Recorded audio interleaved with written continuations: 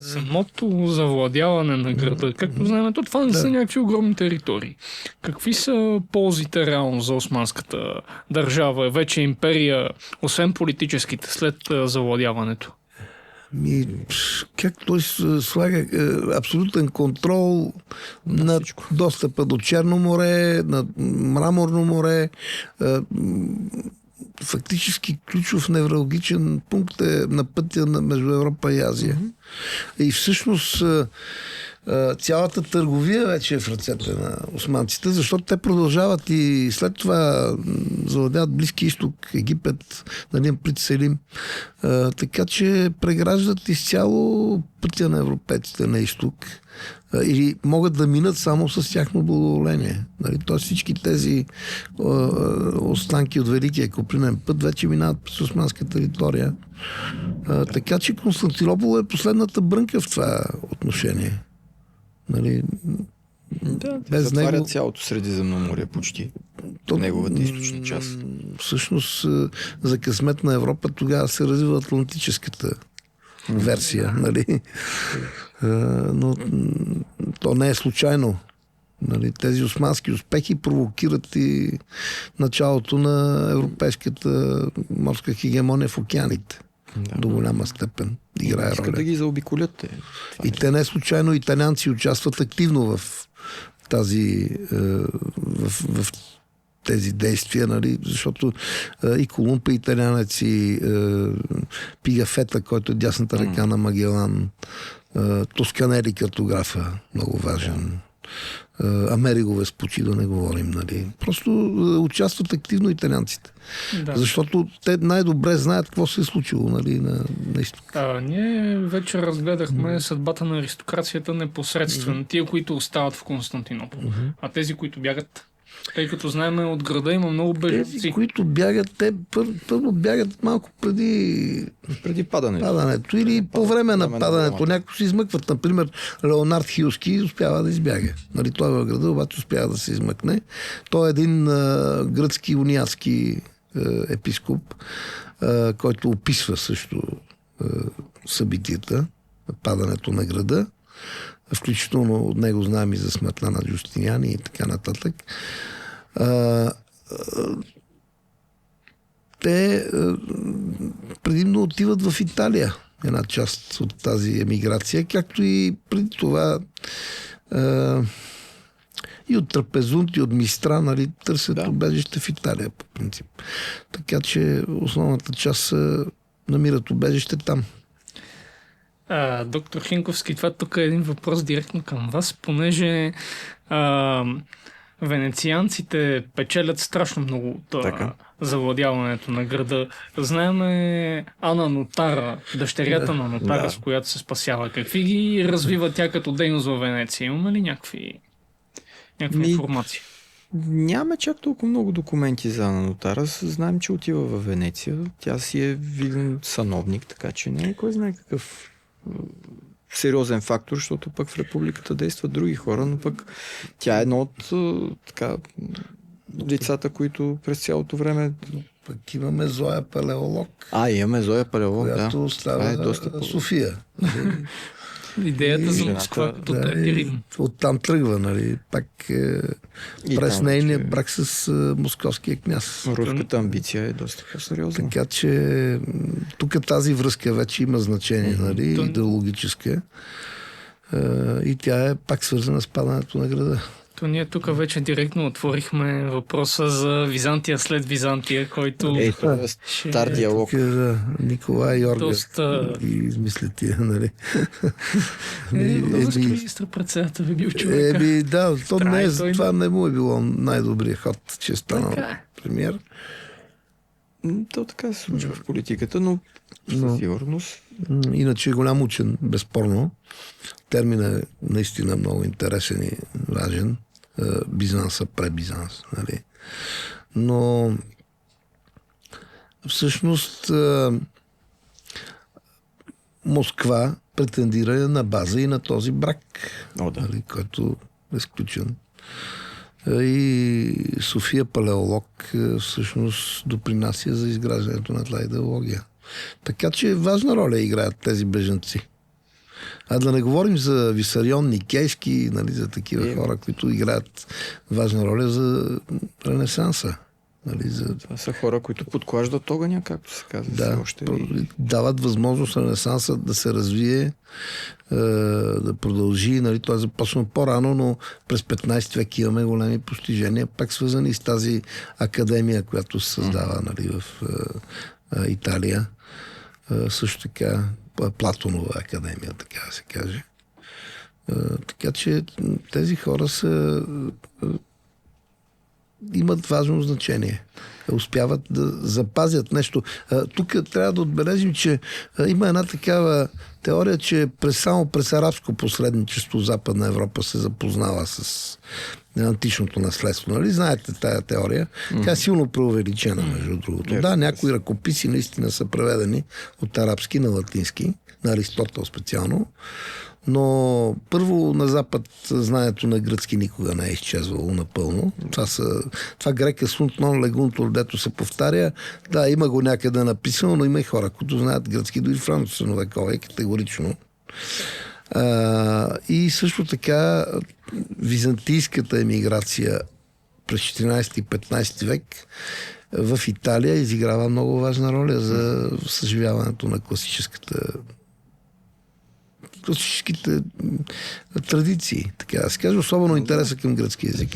Ако трябва вече да направим една препратка към нещо съвремие, каква е оценката на тая операция за владяването на Константинопол на Мехмед II, която е останала в историята? Какъв е начинът, по който я възприемаме днес? Сега се опитваме много да й приписваме съвременни нюанси, за съжаление, в някои от изследванията, а не би трябвало, защото имаме така откъслични, има все пак доста сведения за това, какво се е случило. Тогавашното общество преживява това превземане на Константинопол и това е един така скръбен период в цялата световна история, защото той ще доведе до сериозни промени в обществото и в възприятията. Ето самия факт, че само 30 на години по-късно вече и испанци и португалци започват да търсят начини да заобиколят османците, не само заради това, че дигат доста таксите, ама и заради това, че освен с таксите трябва да плащаш и бакшиш. Така че Средиземноморието става една много скъпа територия. Няма как да възприемат падането на Константинопол просто като падането на един град. Това е една традиция, това е символа на една голяма ромейска империя, защото ние си ги наричаме тук ромеи, обаче за хората те са византийци. Нали? Византия вече изчезва. Ромейската империя няма, Стария Рим е паднал и ще търсим новия Трети Рим. Не само това. Всъщност с падането на Константинопол, според някои изследователи, приключва средновековието. Да. Това е началото на новото време, защото наистина това е една нова геополитика вече в целия регион. Дето се казва, започва да се очертава контурите на източния въпрос, който по-късно, разбира се появява като понятие. Защото на място на Византия се появява една могъща мюсюлманска империя вече. Тя ще продължи да се развива при наследниците на Мехмед II, но през 16 век вече добие контурите на едно истинско геополитическо чудовище, което се простира от Виена до Марокко. Така че... Пък въпросът е, че това геополитическо чудовище приключва експанзията си по един смешен начин. Наистина смешен по времето на Сюлейман. Сата на Виена и особено Гюнц. Но резултатите са наистина впечатляващи. Така е. И все пак тя оцелява 500-600 години тази империя, нали? Да. Въпреки, че естествено след като достига своя апогей, започва да викам опадък, нали? Но този опадък е много бавен тук българския бацил не е бил още толкова разработен, нали, за унищожаване на империи и на съюзи. Той става все по-ефективен като че ли. Да, то се говори в историческата литература, че Мехмед е човека, който налага имперската идеология в османската държава. То тя идеологически чисто има две линии на развитие. Едната е на Баязид, идеята за степната империя, т.е. да превземе каквото може и после айде довиждане. Вече Мехмед започва да вкарва по-сериозно административния модел и обкръжението му, разбира се, което е съставено от много интересни хора. Има италианци, гърци, всякакви. Трябва да отбележим, обаче тук, че османската традиция още в самия зародиш, тя разбира се свързана с тия степни традиции на огузите, нали, ханове и така нататък. Обаче тя има и селджукския багаж носи със себе си, тъй като Бейлика възниква в периферията на разпадащата селджукска държава, така или иначе. И селджуците самите са приели вече много от византийската и персийската традиция, така че те не стъпват на голо поле, нали, в никакъв случай. Но вече при Мехмед II е осъзнато, абсолютно целенасочено идентифициране с Старата империя. Нали, титулатурата, която приема и факта, че градът е наричан Константиния постоянно, нали, и покровителството на православието, подчертаното, разбира се, до момента, в който някой не прави непокорство, нали? И излезе извън хипотезата за Аман. Нали? Така че така нещата са. Струва мисля, че как да кажа, не стъпва на голо поле Мехмед II. Нали, има една вече традиция за осядане, за имперска, може би идеология, не имперска, но така вече по-уседнала идеология, която не е точно степната. Но защото степната идеология олицетворение е Тимур до голяма степен. Нали? Идеята за чингисидите, за наследството на Чингис, независимо, че той самия не е чингисид. Нали? Това вече го няма при османците.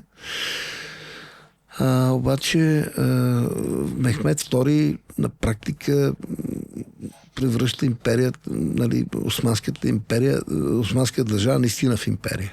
Тук се няма никакво съмнение. А и владеят най-важният имперски град. Нали? Да, това е част от амбицията на човека. Той, градът, който го наричат в Гърция до ден днешен, градът с главно Г, нали? Както Рим някога е бил наричан Урбс, така и Константинопол. То е много интересно, че тази идеология, нали, много интересно как се предава. Аз преди 2 години бях в един университет и ЕДТП се казва в Истанбул. И ЕДТП значи 7-те хълма. Нали, тръгва всичко това от 7-те хълма на Рим. Обаче Константинопол също е наричан Епталофос, макар че няма 7 хълма. Нали? И сега виждаме турския, османо-турския ЕДТП. Нали? Ще вземат да направят този символ. Не може новия Рим да не прилича на стария Рим. Да, не просто символиката свърви. Предава се. Сега може да решат така да натрупат на няколко байрчета в града малко повече земя. Трябва да бъдат доста сгради. Не вярвам. Все пак там има и умни хора. Няма да отидат от... Имам предвид, ако пуснем някой от нашите експерти, така пластмаса ще им направят, че... С стиропорче, да. Само дето няма как да променят чак толкова града. Освен това, те сега са тръгнали да стават султанат. Поне бяха. Сега се поукротиха леко. Да. Така че възстановяваме традициите леко назад. Не мисля. Не, има едно връщане към османското наследство от Ердоган. Тук това съмнение няма, нали? Което е повод и на критики от страна на кемалистите, нали, истинските, които казват, че защото Кемал Ататюрк, нали, основната идея е да се скъса с османското наследство и да се направи модерна държава.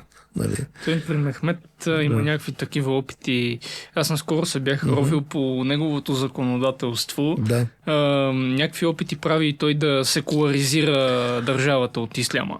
Да. Значи тая тенденция за кануна и шарията, нали? Кануна като паралелна правна структура, която да регулира отношенията и с инородците, нали? Съществува. Той установява някакво законодателство, в което някак си поставя на равни начала християни и мюсюлмани. Някаква симбиоза се опитва да направи между римската, ромейската, така да се изразя вече, правна традиция и това, което го имаме като ислямско право от шарията. Ама това не оцелява дълго, защото времето на Сюлейман, цялото законодателство на Мехмед буквално отива в кош. Защото той създава ново, нали, и вече той затова е канони, нали? Защото създава вече така органична система, цялостна. По-добре като канони да го знаят, защото военните му подвизи са нещо трагично. Сега човека е... Както казахме, учен, той знае какво се случва на Запад и той иска да спазва някаква традиция, да стане император.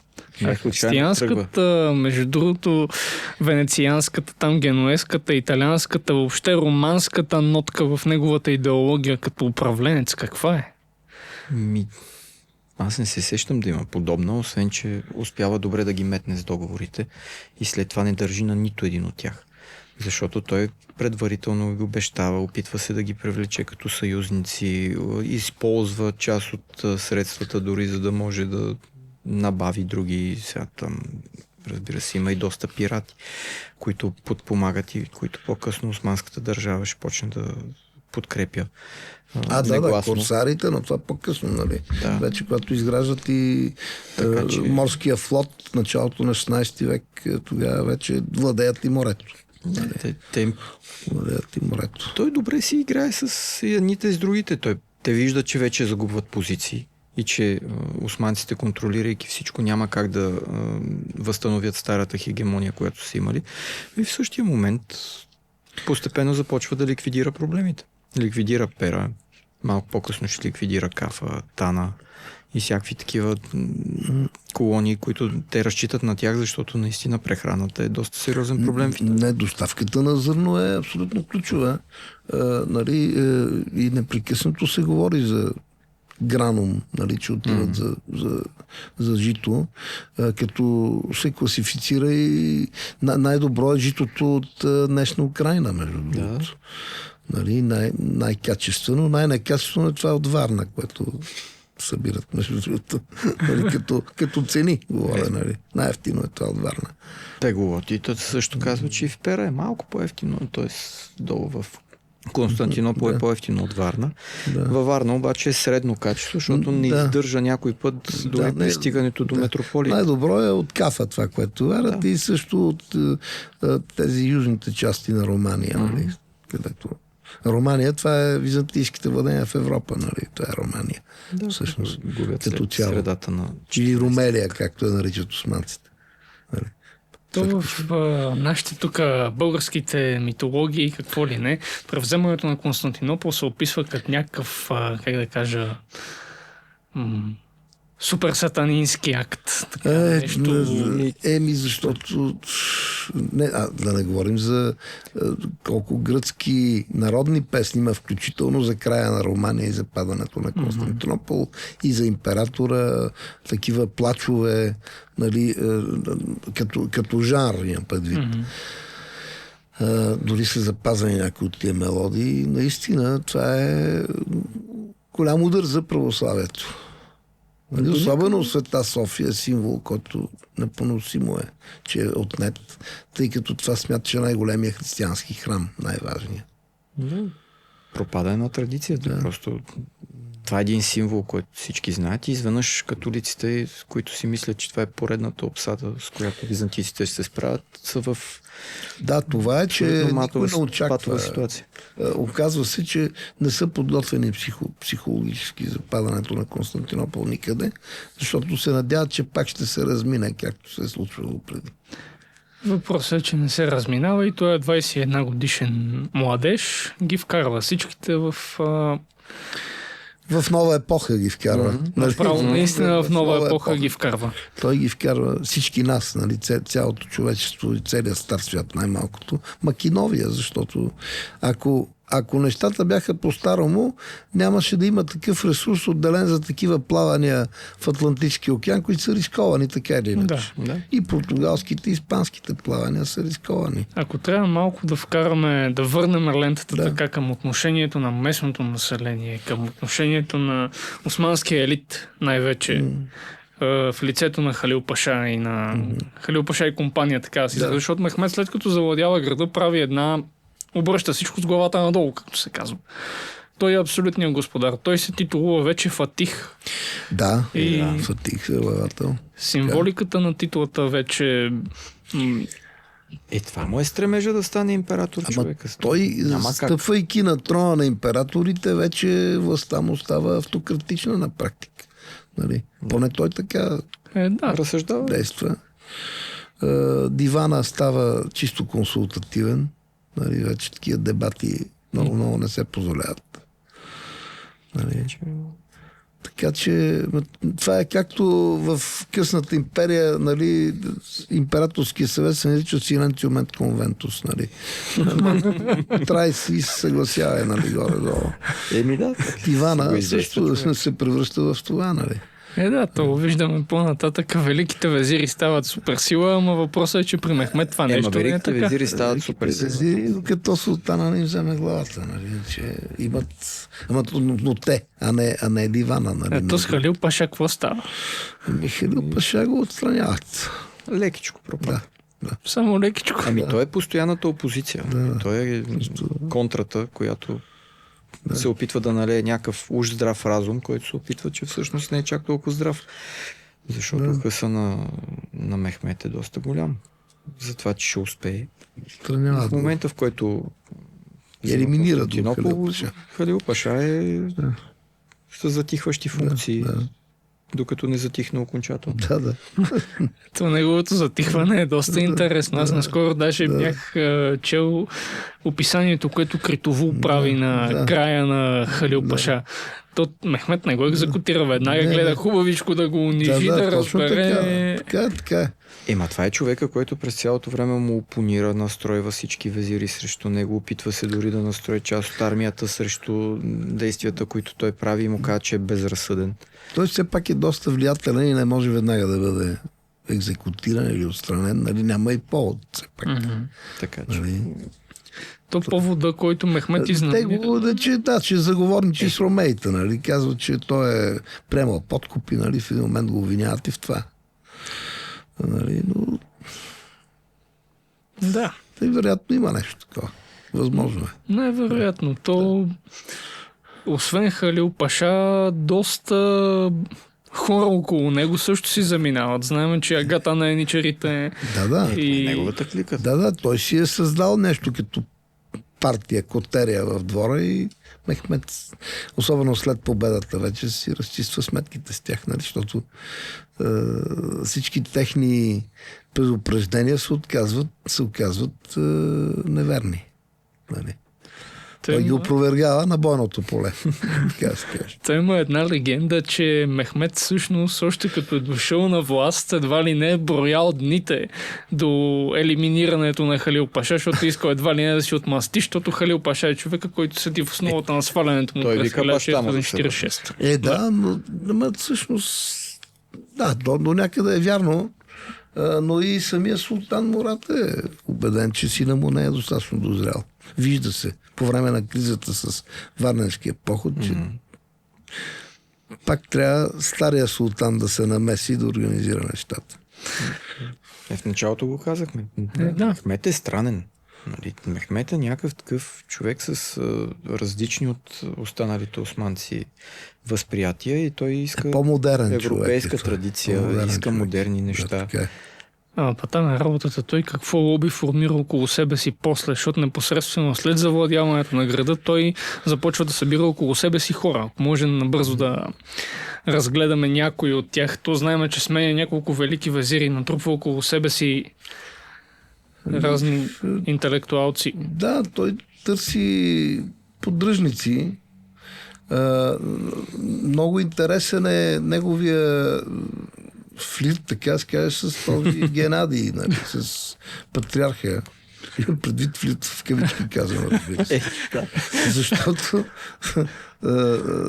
той много добре знае, че Георги Сколари е фанатизиран ортодоксален патриарх. След това, между другото, той е в немилост. Нали, отначало е издигнат, след това е в немилост. Така че как да кажа, това си приближен на Мехмед II или да си в неговото полезрение не е много добра позиция, нали? Защото винаги си на ръба. На ръба си да избухне и... Да избухне и да размаха особено след падането на Константинопол, когато вече няма кой да му опонира.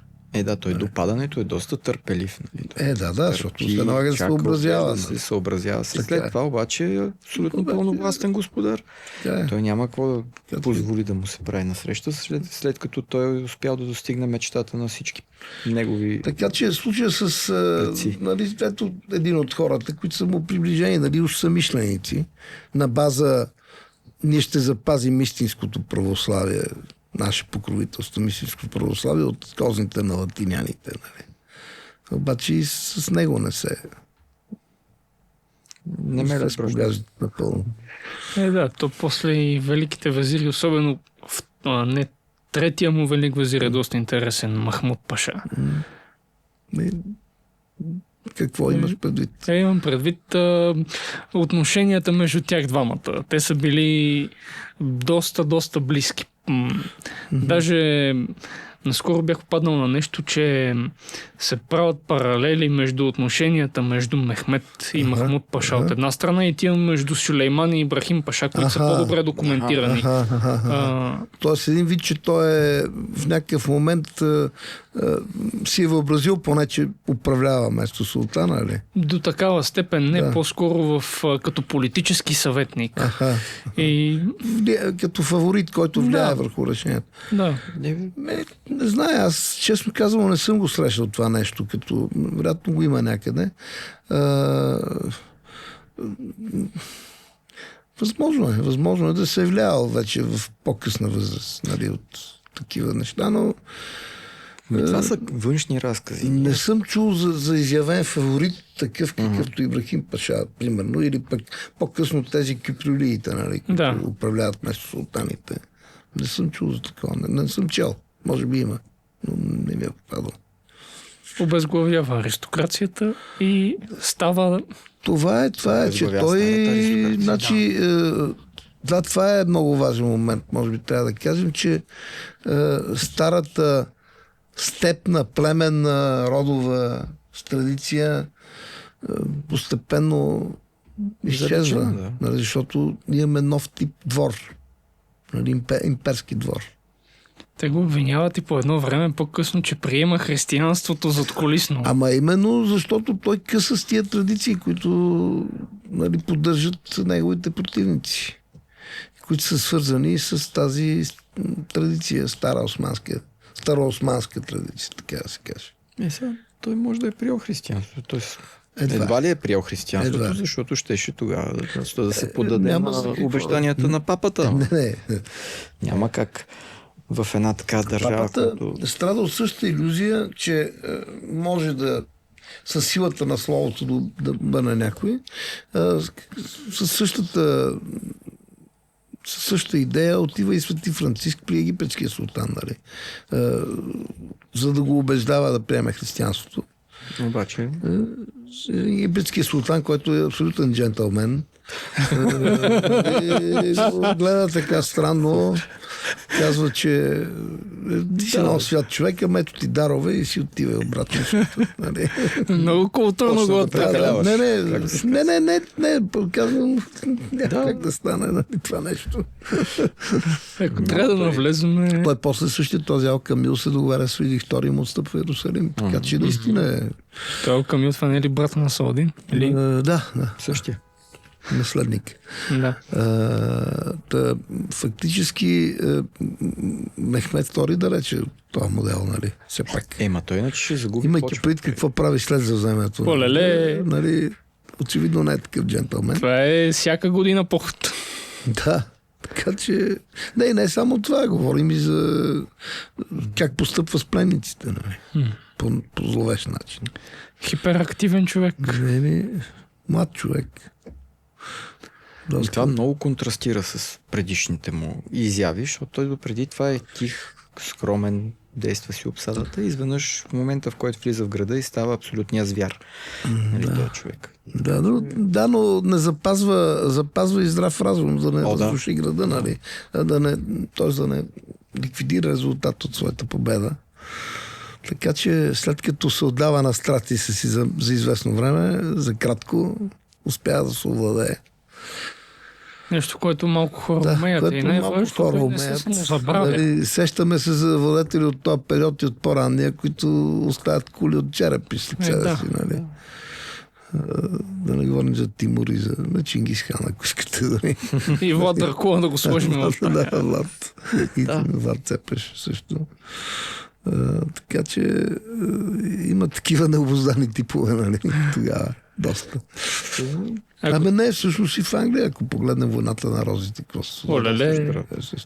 Фердинанд Арагонски в Кастилия и Арагон, докато жена му е жива, го укротява, ама после... Да, така че всичко това си е част от епохата. Ако трябва да навлезем за кратко в хипотезата, в историята има ако. Ако Мехмед не беше превзел града... Тук щеше да го превземе. Защото тя империя е някакси няма как да се... Просто аз поне не виждам откъде би могло да дойде реконкиста този път. Нали? Защото първият път имаме Никея, Никейската империя, която е добре балансирана, с добра армия, финанси, управлява се, има население. Всичко е разорено там около Константинопол. Нали? Там и Тимур е минал през Мала Азия. Нали? Мала Азия е загубена. Балканите. Няма откъде да дойде. Освен това, османците са много. И да не беше усмял Мехмед, след него щяха да успеят. Да, това казвам, че рано или късно най-вероятно ще да бъде превзет Константинопол. Кой знае? Може още половин век да просъществува, защото той е бил накосан да падне, когато се появява Тимур. Нали? И Тимур дава едни 30-40 години глътка въздух. Глътка въздух, от което не успява да се възползват. Ма няма как да се възползват. Те нямат територия. Има сега една хипотеза. Публично се говори за криза на този византийски свят, късно византийски, включително и ние влизаме там, която е провокирана и от черната смърт до голяма степен. Нали, тези, които описват Константинопол през 14 и 15 век, дори преди османската блокада, казват, че това е един абсолютно западащ град. Нали. Пътешественици, които минават от там. Просто си върви към опадък. Тя си върви от 12 век. Да, тя е малко повече. След пировата победа на Василий над българите, там тръгва надолу. Да. Ако трябва в рамките на няколко изречения или на няколко минути всеки един от вас да даде своята оценка или анализ за тази обсада, как си обяснявате? Значи ние много неща казахме тук. Може би можем да повторим това, че от една страна има обективни предпоставки за това, че Константинопол бива завладян, които се дължат на дълбоката криза, в която империята, така или иначе. Невъзможността нито демографски, нито военно, нито финансово остатъчна Византия да се справи с проблемите, пред които е изправена. Но също така не бива да подценяваме и ролята на личността в историята. Според мен Мехмед II има огромна заслуга за това, че нещата се случват именно по този начин, по който са станали. Защото неговата желязна воля, неукротима енергия и амбиция всъщност канализират мощта на османците именно в това излезащо на пръв поглед обречено начинание. Така че ми се струва, че това е едно от съдбоносните събития в историята на, хайде да кажем, на Европа и Средиземноморието изобщо. Абсолютно подкрепям и аз това твърдение, защото това всъщност слага края на една епоха и започва един нов свят, както казахме преди малко. Изменяме изцяло геополитиката на целия свят. Старите сили, като Генуа, Венеция, балканските държави, вече са тотално обезличени. Те не могат да се възстановят в този вид, в който са били и не се и опитват да го направят, виждайки това, което правят самите османци. Сега амбицията на Мехмед е доста голяма. Опита му да тръгне към Рим неуспешно, нали, след това смъртта му показва, че всъщност той не иска да спре само с Константинопол. Той поддържа тази сила и иска да продължи нататък. До някъде, от моя гледна точка, добре, че не е тръгнал натам, защото щеше да стане още по-страшно за тогавашна Европа. Да, както казваме, в историята няма ако. Нещата са случили така, както са случили. Така, че... Неговата амбиция, преди всичко амбиция и после винаги амбиция, ако трябва така да се формулира неговата политика. Една личност, на която може да се подражава, но в едни аспекти. В други трябва да се критикува и да се анализира жестоко, защото както оставя някаква система, някакъв пример за желязна воля, за дисциплина, за целеустременост, така оставя и примери за безобразни жестокости, вършени и от него, и от хора от неговото обкръжение, особено в Караман, там 1469-71, като е покоряването на Караман. Отделно на изток, реално погледнато по-големите погроми, които той ги прави, са на изток, отколкото на запад. Така е, защото да. Тоест тази традиция там. Срещу... Трябва да се смажат номадите напълно, номадските противници. Това е вече от степната империя останало, нали? Да. Погрома. Той оставя една държава, която е изградена изцяло от неговата воля. Поне по мое мнение не среща разбиране от своето обкръжение, защото виждаме как след него много бързо османците се връщат към това, което в действителност са. Идеята за империя, която да прилича на римската идея, наследник на римската, някак си изгаря още по времето на управлението на сина на Мехмед II, именно Баязид, който със своята религиозна отдаденост връща до голяма степен колелата на историята към, чисто идеологически говорим, към края на управлението на Мурад II и едва ли не баща му, като политик, като държавник, остава един изолиран момент. Да, това е малко антитеза на баща си. Нали? Пълна антитеза, бих казал аз. За финал аз се сещам за една история от първите години на управлението на Баязид, сина на Мехмед. Знаем, че той веднага след смъртта на баща му започва чистка, така да се израза, ликвидира напълно кръга, който Мехмед II е изградил и започва да връща Османската империя към устоите на исляма и спира на практика завоевателните войни на османците за един дълъг период от време. След това вече при сина му Селим, това е според мен последното голямо избухване на тази империя.